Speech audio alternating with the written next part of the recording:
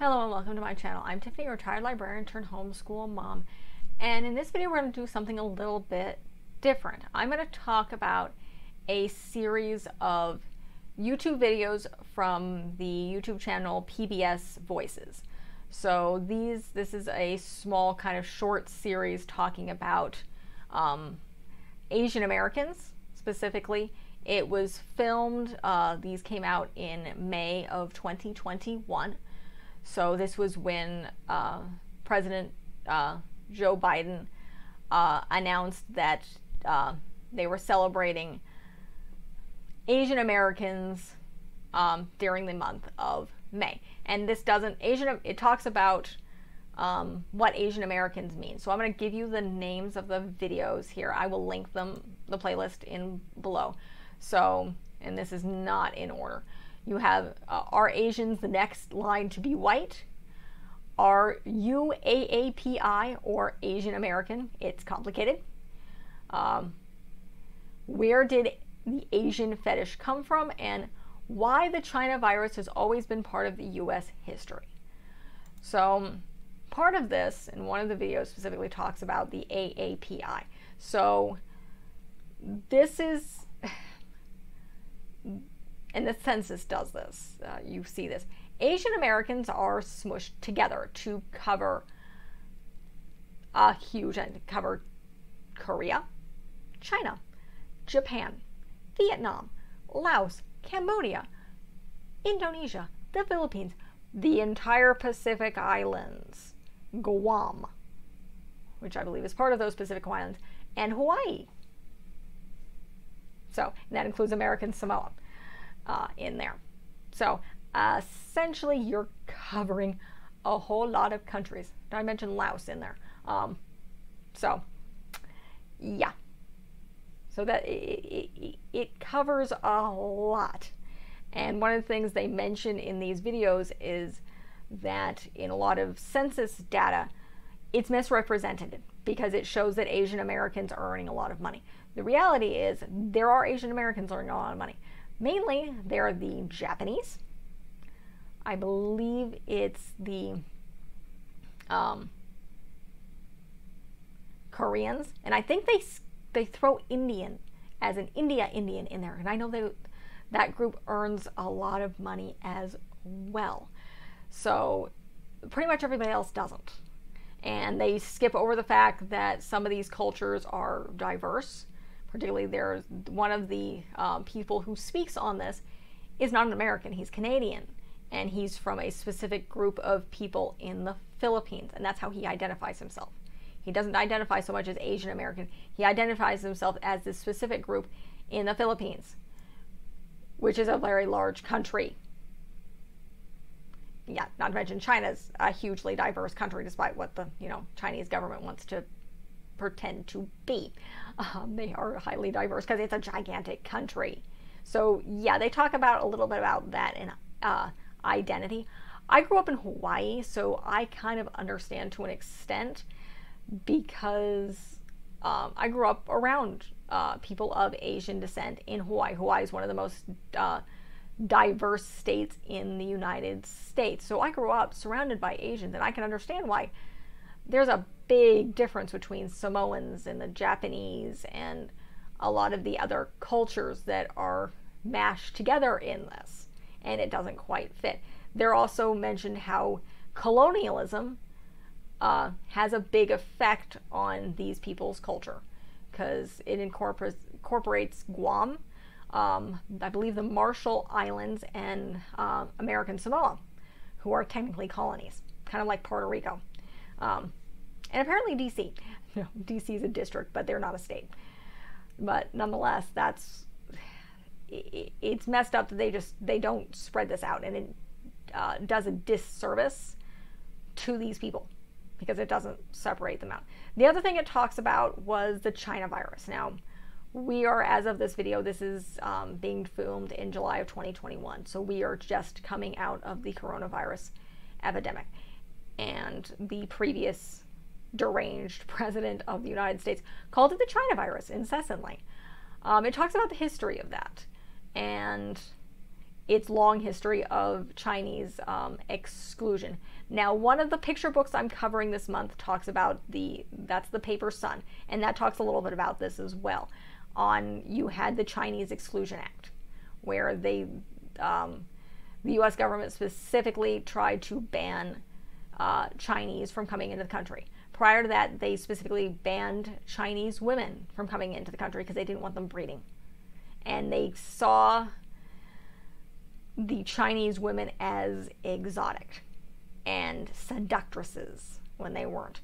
And then it also talks about the feminization of Chinese men because they were doing what would be considered traditional female jobs. For instance, doing other people's laundry and working in restaurants, which were the two major things. Prior to that, they had been brought over to replace African Americans in the cotton industry in the South, and then to build our railroads.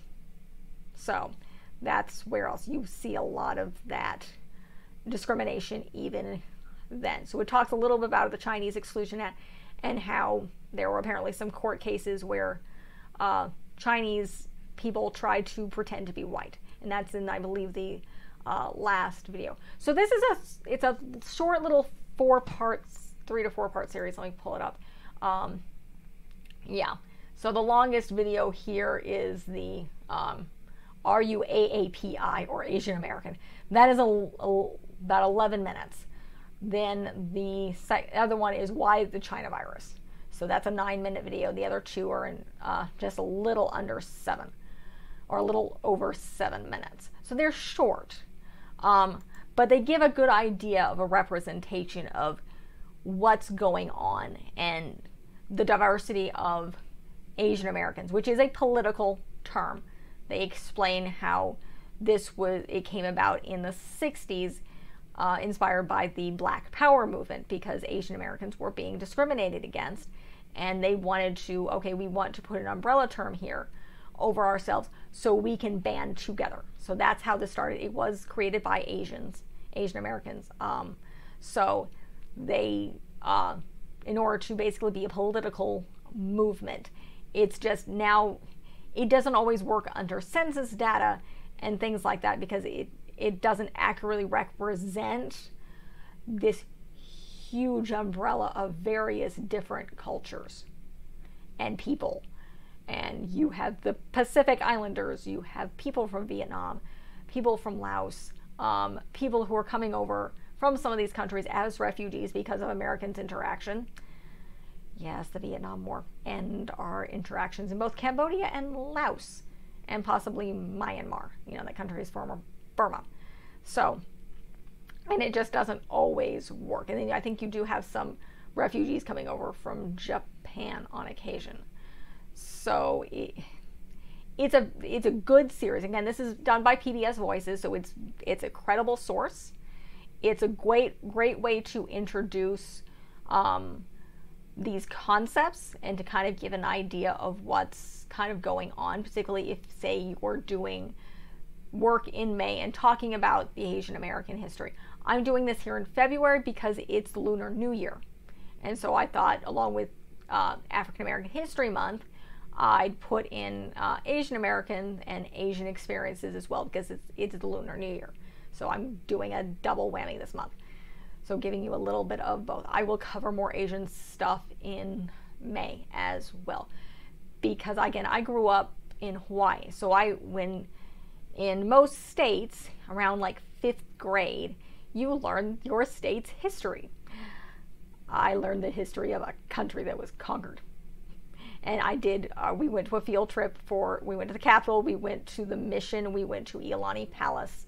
We also went to the Governor's Mansion, which was the former home of Queen Liliuokalani, who was the last queen of the Hawaiian Islands, and she was forced practically at gunpoint after being imprisoned to give up her country. So I learned that in 5th grade. So I learned all sorts of Hawaiian history because that was my home state. I mean, I still consider it my home state. So that's the history that I learned. I grew up with that. And the other thing that was going on throughout my childhood was the building of H3, which is the Highway 3 in Hawaii. That thing was started being built when my parents moved to Hawaii in like 1980. It finished right before when I was like 13. So, and I was born in 84. There was a lot of protests. It was going through various people's lands, and there was a lot of problems. So I learned about that, and I heard about that growing up. So I learned about their fights to protect their lands and to protect their culture. And so I understand, at least to an extent. I'm probably more aware of this because of where I grew up than most people who grew up in the continental United States. Obviously, I didn't experience it. This is not my culture. I unfortunately was part of the dominant culture in Hawaii. Yes, the white people are still technically in charge. Or we're not surprised, even though it is Hawaii. But again, I was aware of it. I didn't experience it because, again, not my culture. But I was aware of what was going on, and I knew people who were either Hawaiian, or one of my old childhood friends is actually half Japanese. So she, that's part of her culture. So, and the poverty in Hawaii is bad. I'm not really going to go into that because I'm not there, and it got really bad after we left. But it's bad. But Hawaii and their culture is near and dear to my heart because it was my home. That's my home state, and I left part of myself there to an extent because I still briefly identify as someone who grew up in Hawaii. I would never live there again. But again, Asian American is an interesting topic to study. It's important because these are marginalized people that have been grouped together, and this grouping of videos does a good job of representing that and as a good jumping off point to talk about this topic. My husband focused quite a bit on Asian America when he studied in college. So that is his area of, the closest thing he was able to do to focus for his history degree was on Asian America. I didn't. Well, I did take a class on American and Vietnam. My focus is medieval history. Medieval European history. That was my focus, and that really is where my heart lies. Though I do highly respect this area of history, and we do intend to travel to some of these countries in Southeast Asia, and Japan and China at a later date, even the Pacific Islands. My husband's been to some of them. So definitely I will link these videos in the description. PBS Voices is a viable source because it is part of the public broadcasting system. So it is a good jumping off point to talk about this topic. So that's it for this review. If you like what you see, check out the rest of my review throughout this month. I'm doing both African American and Asian history. I cover another YouTube channel that does some more Asian history videos. I cover a variety of books, some films, and a variety of different bit of information there. I've covered a variety of other stuff. I have quite a few videos, a lot of book reviews, film reviews, some more resource reviews, some travel videos, some non-religious homeschooling videos sprinkled here and there, and a lot more planned. So like and subscribe if you like what you see, and look forward to more. Thank you.